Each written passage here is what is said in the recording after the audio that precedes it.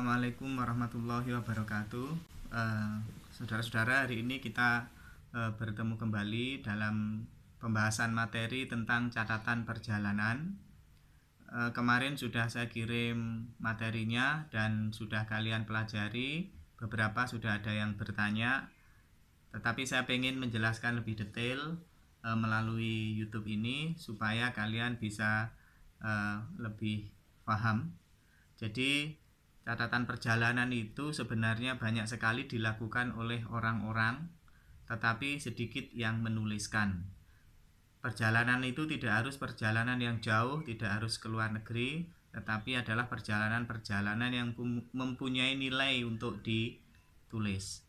Anda bisa pergi silaturahim, Anda pergi rekreasi, Anda pergi berbelanja ke mana, atau dolan kemana, itu sebenarnya semua mengandung sesuatu yang bisa ditulis.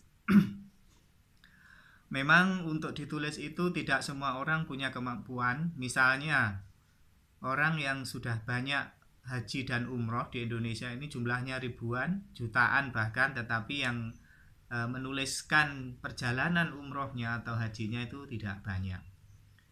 Siapa tahu kalian dari yang ada di kelas ini adalah bagian dari orang yang nanti ketika umroh atau haji itu bisa menuliskan pengalaman mulai berangkat sampai pulang, sehingga tulisan itu bisa menginspirasi banyak orang. Di sini saya pengen sedikit menjelaskan, ini kebetulan studi kasus ya, saya backpacker ke sejumlah negara. Jadi saya itu punya teman namanya Pak Rusdi Zulkarnain. Beliau itu adalah backpacker atau orang yang suka melancong, baik itu sendirian, dengan istrinya, dengan keluarganya, dan itu selalu beliau tulis di websitenya. Kalau kalian sempat, kalian bisa membuka websitenya yang namanya 100negara.com ya, 100negara.com. Ya, silahkan dibuka websitenya. Di situ tertulis banyak sekali catatan perjalanan beliau di berbagai negara, berbagai daerah di Indonesia, macam-macam. Nah, disitulah beliau belajar menulis dari apa yang mereka alami, dari apa yang beliau alami, dan sebagian tulisannya juga menjadi referensi bagi para backpacker yang ada di Indonesia. Baik, terkait dengan teknik penulisan catatan perjalanan, memang ada beberapa teknik yang mirip dengan jurnalistik. Mirip itu apa? Misalnya diawali dengan kata atau kalimat yang menarik perhatian. Jadi kalimat pertama diusahakan sudah menarik. Yang kedua, materi yang ditulis adalah materi-materi yang mengandung informasi penting, informasi unik, informasi yang baru. Dan bagi orang-orang yang belum pernah pergi ke suatu tempat itu, dia akan mendapatkan pengalaman yang baru. Jadi usahakan ketika menulis catatan perjalanan, tulisan Anda itu beda dengan tulisan-tulisan yang sudah ada. Dari situlah kreativitas penulis untuk mengangkat sebuah tema dari yang dia ketahui, meskipun itu di tempat yang sama. Jadi seperti itu, ide harus punya ide yang berbeda. Misal orang Indonesia ini sudah banyak sekali yang pergi ke Malaysia, mereka biasanya ambil gambar di depannya Petronas, atau bahkan juga ada yang menuliskan catatan perjalanannya ke Petronas, Menara Petronas Malaysia.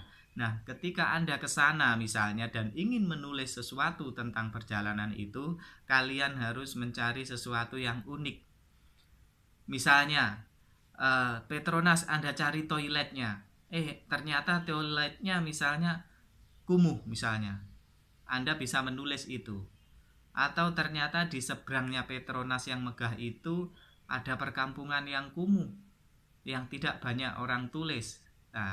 Atau macam-macam dari hal-hal yang tidak ditulis oleh penulis lain. Itu usahakan. Jadi sebelum menulis, kalian lebih baik googling untuk mencari materi yang berbeda supaya tidak sama. Jangan sampai tulisan Anda itu dikatakan pembaca, tulisan ini sudah pernah, ini sudah tahu saya. Nah, jadi seperti itu. Dan cara menulisnya harus menarik. Di situ sudah saya kasih contoh kan ya. Di slide pertama itu sudah saya kasih contoh. Misalnya kalimat 1, Minggu 1 Desember aku pergi ke Balekambang, satu pantai di wilayah Malang Selatan. Ini kalimat pertamanya. Bandingkan dengan yang kedua. Kalimat kedua dengan tema yang sama. Pantai Balekambang menyimpan kenangan yang tidak pernah aku lupakan. Itu kalimat pertama. Kalimat pertama yang di awal tadi dan yang kedua kira-kira lebih menarik mana? Nah, disitulah Anda harus memutuskan untuk memilih yang lebih menarik. Apakah yang pertama itu tidak boleh? Boleh, tapi tidak menarik caranya. Nah, itu Anda harus punya kreativitas. Karena Anda sudah belajar jurnalistik, saya kira bagaimana membuat kalimat pertama yang jelek itu kalian sudah harus lebih tahu ya daripada orang yang tidak pernah belajar. Baik, kenapa catatan perjalanan itu layak ditulis? Karena bagi banyak orang tidak ada sesuatu yang lebih indah dari perjalanan. Kenapa? Saya mengutip kata-katanya Pak Rusdi itu, kenapa dia suka sekali bepergian, hari ini ke sini ke sana. Kadang kalau di Indonesia dia ke Madura itu naik sepeda motor, kemudian kemana-mana kemudian dia tulis. Menurut beliau, orang yang suka bepergian itu akan menemukan kesenangan-kesenangan baru di setiap tempat. Orang yang bepergian itu selalu punya tujuan biasanya. Tujuannya adalah ke suatu tempat. Dan jika tempatnya belum ia ketahui, maka akan menimbulkan rasa penasaran, keingintahuan. Setelah dia tahu, maka dia akan senang ataupun kurang senang. Tetapi rata-rata orang yang bepergian itu menceritakan sesuatu yang menarik. Setelah orang itu lelah bepergian, maka dia pasti ingin kembali pulang. Nah, pulang ini juga perjalanan pulang ini adalah juga perjalanan yang menyenangkan. Nah, hal-hal semacam itulah yang kalian bisa tuangkan dalam sebuah tulisan. Nah, sebenarnya saat ini Anda jika ingin merekam perjalanan itu tidak harus dengan tulisan. Bisa dengan video, bisa dengan podcast, bisa macam-macam. Tetapi orang yang punya kecerdasan lebih biasanya dia akan menuliskan catatan itu.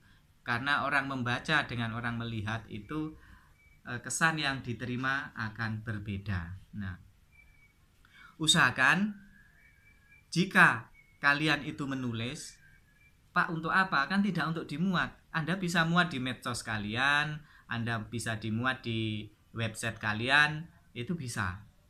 Supaya apa, orang lain mengambil hikmah dari perjalanan yang Anda tulis itu. Syukur-syukur kalau kalian suatu saat bekerja di media lalu sering ditugasi ke berbagai tempat untuk liputan, itu juga bagian dari tugas yang harus dilaksanakan. Baik, untuk tulisan catatan perjalanan itu sebenarnya hampir sama dengan gaya penulisan jurnalistik, tetapi kalian harus lebih kreatif lagi karena perjalanan yang ditulis itu biasanya pembaca tidak banyak yang pernah pergi ke sana, atau kalau banyak itu banyak yang belum pergi ke sana. Maka kalian harus menuliskannya dengan cara yang unik, cara yang menarik perhatian dan banyak manfaatnya. Suatu ketika saya mencontohkan di materi itu ketika saya disuruh ketika saya backpacker ke Kuala Lumpur. Kuala Lumpur itu kan orang Indonesia sudah tahu semua, ibu kota Malaysia. Biasanya orang kalau rekreasi ke Kuala Lumpur ya ke perpustakaan, ke City Hall, ke Petronas, mana-mana potret-potret di situ. Nah, suatu ketika saya backpacker sama Pak Rusdi itu, karena saya memang diajak menginap di sebuah penginapan kecil di Kuala Lumpur. Lalu saya harus laporan apa ini di Kuala Lumpur. Lalu saya googling, apakah orang Indonesia itu sudah banyak kira-kira di Google itu yang menulis tentang sejarah nama Kuala Lumpur. Ternyata belum banyak, dan saya akhirnya googling, ternyata nama Kuala Lumpur itu adalah pertemuan dua sungai besar yang berada di tengah kota Kuala Lumpur yang membentuk kuala yang berlumpur. Nah, akhirnya saya pergi ke situ. Saya ambil gambar, selfie, difoto, dan macam-macam. Lalu saya mencari cerita sejarah Kuala Lumpur dengan menceritakan latar belakang tulisan saya itu. Dan ini ternyata belum banyak yang menulis karena orang rata-rata tidak pergi ke situ kalau ke Kuala Lumpur. Padahal ini adalah sejarah yang penting untuk diketahui masyarakat. Nah, akhirnya saya pergi ke pinggir sungai yang sepi, yang tidak ada turis, yang tidak apa, lalu saya menulis tentang sejarah Kuala Lumpur. Nah, tapi sesuai gaya catatan perjalanan. Jadi sejarahnya juga ada, warna-warni perjalanan di sekitarnya, menggambarkan suasana waktu itu juga saya tuliskan. Jadi seperti itu. Kemudian ketika ke Bangkok, orang Indonesia itu kalau ke Bangkok pasti ke istana kerajaan itu, apa namanya itu, yang pagoda itu, pasti falsifat di sana. Tapi saya sebagai jurnalis yang ditugaskan untuk menulis sesuatu yang berbeda, maka saya pun tidak mau kalau hanya nulis itu nanti diketawain oleh orang-orang Indonesia yang sudah bolak-balik sana. Maka waktu itu ada usulan dari Pak Rusdi itu, belum banyak yang menulis, ternyata di Bangkok itu ada namanya Kampung Jawa. Di sana orang namanya Jumeno, namanya Hartono, itu ada di tengah keriuhan kota Bangkok. Maka saya pun pergi ke sana mencari ke kampung yang padat itu dengan harus berjalan kaki di gang-gangnya, dan di situ kita temukan ada Masjid Jawa atau Java Mosque. Ada tulisannya Thailand, ada tulisan Arab, dan ada tulisan Latin. Java Mosque. Nah, Masjid Jawa. Lalu saya ketemu orang-orang di sana. Mereka tidak banyak yang bisa bahasa Indonesia, tetapi bisa berbahasa Jawa. Nah, ini menarik untuk diangkat. Kenapa? Karena belum banyak jurnalis atau penulis waktu itu, tahun 2011 ya, 2012 atau 2011 itu, yang mengangkat tema itu. Nah, itu bagaimana kita menulis catatan perjalanan yang berbeda daripada yang sudah-sudah. Jadi lebih baik kita mencari sesuatu yang kecil, yang unik, yang ada di tempat besar, daripada kita menulis hanya sekedar di depannya istana, kemudian menceritakan apa yang sudah banyak diketahui orang. Itu saya kira bagi orang yang sudah pernah membaca itu tidak menarik. Baik, kemudian ritme menulis catatan perjalanan itu bagaimana, Pak? Ya, itu sebenarnya selera, tetapi tetap usahakan di kalimat-kalimat awal itu sudah menarik. Ada orang itu yang suka menulis mulai jam ke jam, misalnya pukul pagi ini saya kesini bla bla bla bla sampai jam sore, sampai malam. Tapi ada juga yang langsung menulis kepada poin yang paling menarik dari rangkaian perjalanan itu. Nah, misalnya ketika perjalanan di tengah jalan bisnya yang ditumpangi gembos misalnya, yaitu sebagai angle pertama. Ini adalah perjalanan yang paling mengesalkan selama saya di luar negeri. Ketika di Bangkok kami naik bis umum, di tengah perjalanan yang jauh dari permukiman, tiba-tiba salah satu ban busnya gembos. Alhasil kami pun harus berhenti beberapa jam untuk menunggu sopir dan kenek mengganti ban. Lalu diceritakan bagaimana kalau orang Indonesia itu mengganti ban di sana itu bagaimana, suasananya bagaimana, itu bisa kita ceritakan. Itu akan berbeda. Nah, setelah jadi baru kita menulis pada poin-poin yang lain. Seperti itu. Jadi ada ritme yang longgar itu ya bebas, kalian mulai dari mana, meloncat-loncat juga boleh, atau tetapi tetap disusun dengan cara yang enak dibaca. Maksudnya meloncat itu meloncat dari alurnya, setelah dari makan misalnya, Anda boleh menulis sesuai keinginan Anda, tetapi tetap harus kata kuncinya enak dibaca dan menarik untuk diikuti. Bagaimana ciri-ciri tulisan catatan perjalanan yang menarik? Pembaca itu seolah-olah ikut Anda ketika membaca tulisan itu. Pembaca seolah-olah merasa berada di lokasi ketika membaca tulisan kalian. Mirip sekali dengan tulisan Vices ya. Itu tadi ritme longgar. Kemudian ada ritme rapat. Ritme rapat itu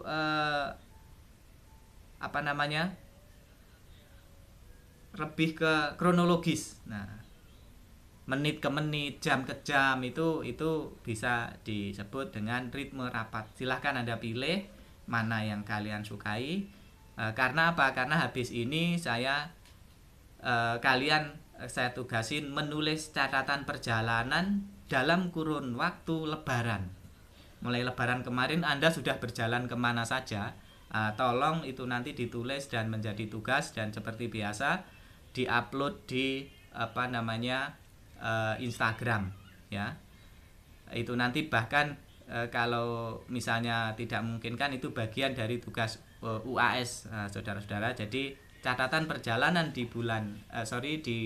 momen Idul Fitri itu kalian tulis ya. Berapa panjangnya? Minimal 1 halaman A4 lah ya, atau kira-kira 6 paragraf atau berapa gitu. Baik, kemudian setelah Anda mengetahui tekniknya, Anda sudah punya tema, ide untuk menulis, kemudian Anda sudah mencoba menulis. Hal yang harus dimiliki oleh seorang travel writer atau seorang penulis itu, dia harus jujur. Jujur itu tidak boleh tulisannya khayalan. Tidak boleh tidak pergi ke sana tapi dia menulis. Tidak boleh juga dia membohongi. Dia makan misalnya di sebuah warung yang rasanya tidak enak tapi Anda katakan enak. Nah, itu tidak boleh.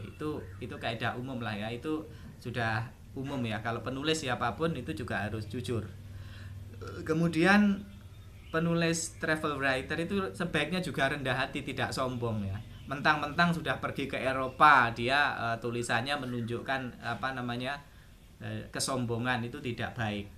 Meskipun Anda baru sekali ke Eropa dan Anda terheran-heran dengan suasana yang di sana dan Anda sangat bahagia, senang, tapi tunjukkanlah di tulisan itu wajar-wajar saja, yang elegan saja, yang menunjukkan Anda itu tidak terheran-heran, yang menunjukkan Anda itu tidak terlihat sebagai orang yang baru pertama kali ke sana, yang membuat tulisan terlalu bersemangat, yang mana itu ketika dibaca oleh orang yang sudah pernah ke sana itu bisa menjadi lebay.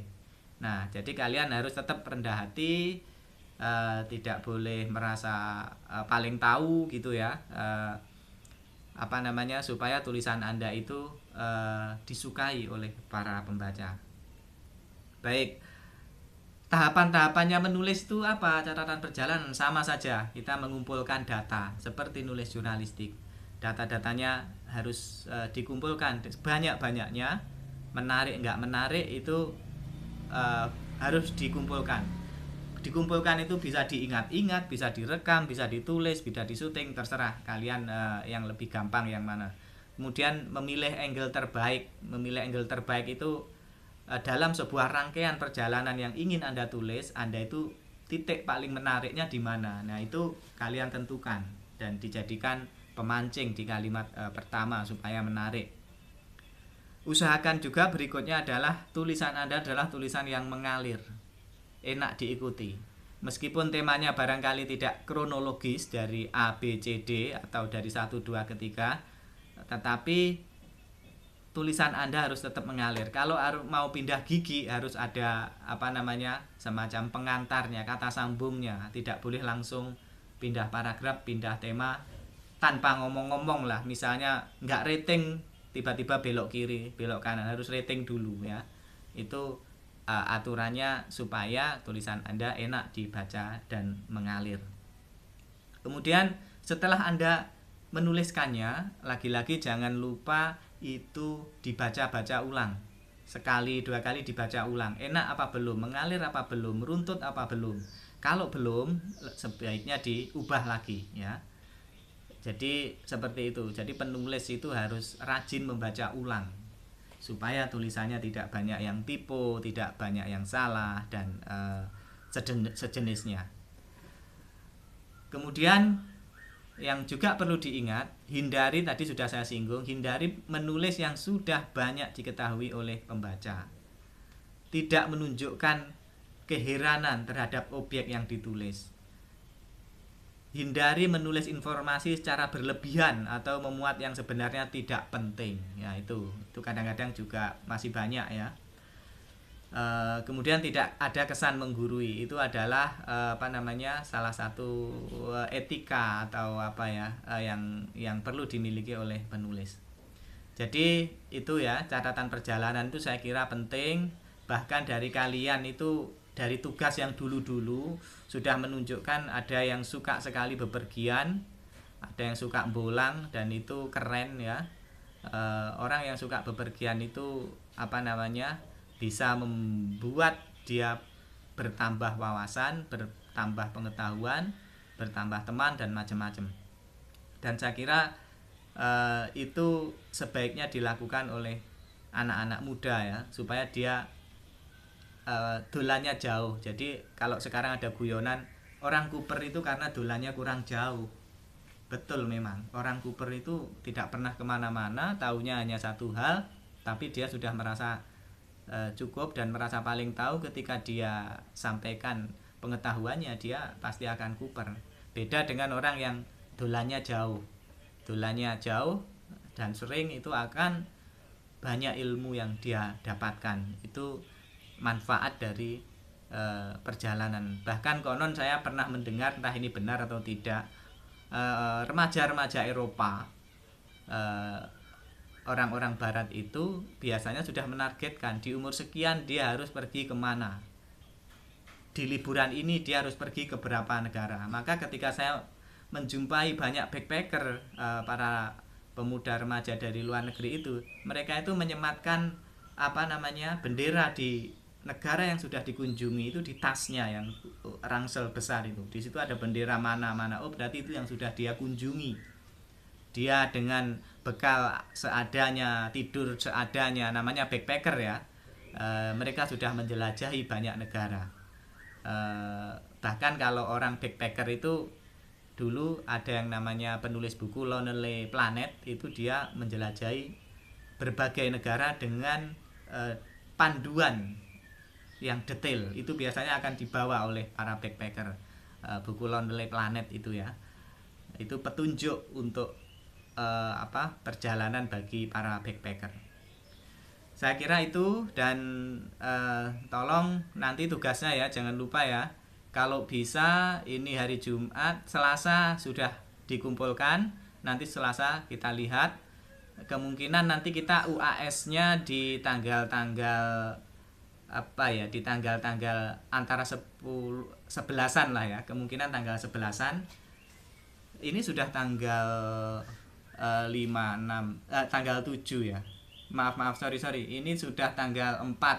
Berarti UAS-nya sekitar tanggal ya Jumat depan lah mungkin ya, Jumat depan atau Selasa tanggal 15. Materinya simpel-simpel sudah saya siapkan dan Anda pasti tidak keberatan atau tidak terlalu terbebani ya. Ada puzzle, ada game, tentunya juga ada nulisnya. Saya kira itu. Terima kasih atas perhatiannya. Tetap semangat. Assalamualaikum warahmatullahi wabarakatuh.